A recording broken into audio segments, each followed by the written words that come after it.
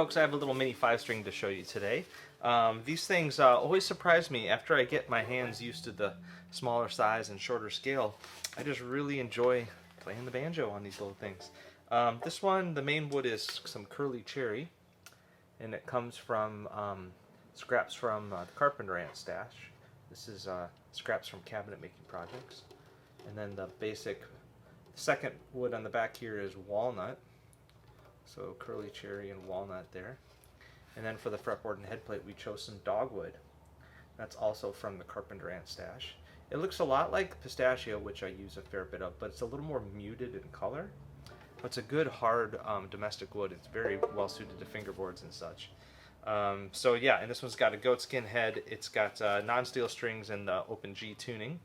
And then the brass hardware is darkened. And yeah, that's about it. It is pretty cool. It really has a long sustain.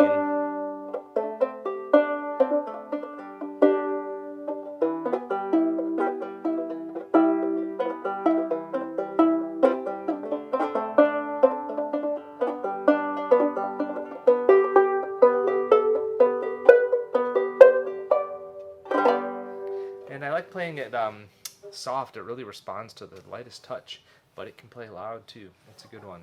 So this is number 977. Cheers.